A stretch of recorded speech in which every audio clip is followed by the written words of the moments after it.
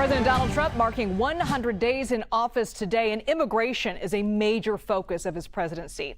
His administration touting the efforts at the southern border with the president's top border advisor, or border czar as he's known, Tom Homan, calling it an unprecedented success.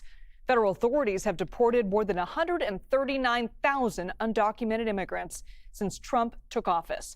And a recent CBS News poll shows that most Americans think Trump's policies reduced border crossings. 56% of people who responded also said that they approve of his deportation program in general.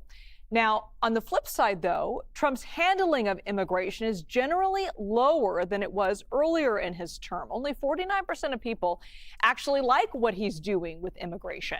So let's bring in CBS News immigration and politics reporter Camilo Montoya-Galvez to break it all down for us. Camilo, great to see you today. These first 100 days have come and gone very quickly, to say the least. What stands out to you in the administration's efforts to crack down on immigration? I mean, you covered all of these different cases of individuals being detained and families being deported. What stands out to you?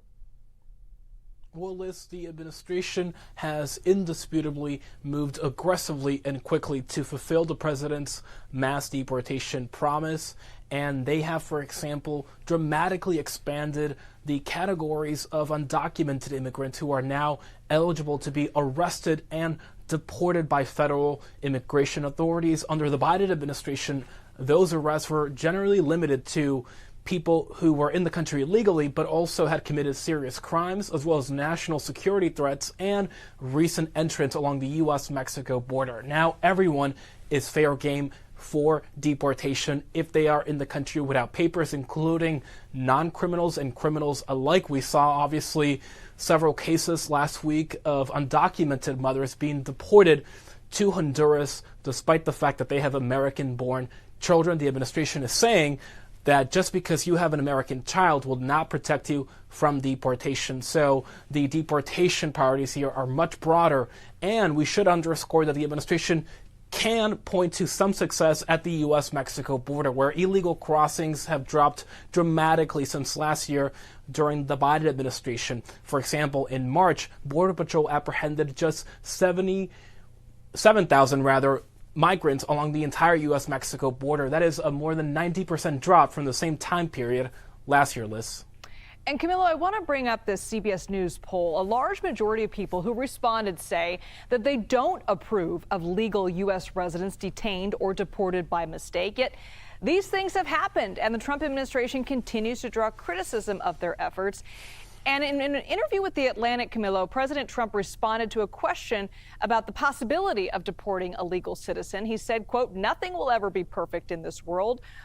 As somebody who's been covering this, what do you make of that statement? Well, the administration is clearly undertaking a very ambitious plan to deport as many immigrants from the U.S.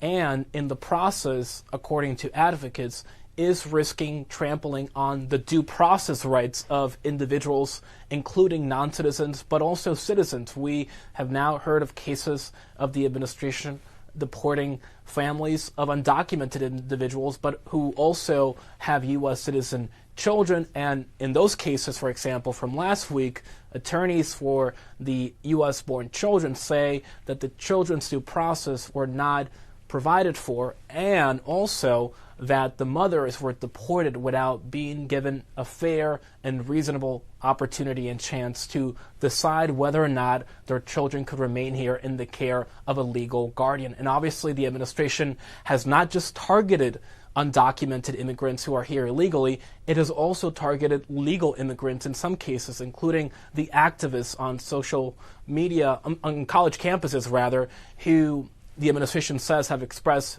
pro-Hamas views, but who have not been charged with any crimes and who are now facing deportation, just like undocumented immigrants. So the deportation priorities, again, here are very sweeping in scope.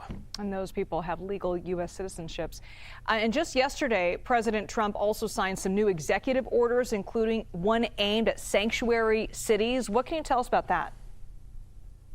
Well, President Trump has now directed Attorney General Pam Bondi to compile and publish a list of all states, jurisdictions, and cities that have so-called sanctuary policies. these are regulations and rules lists that limit or bar and prohibit local law enforcement cooperation with federal immigration agencies like ICE.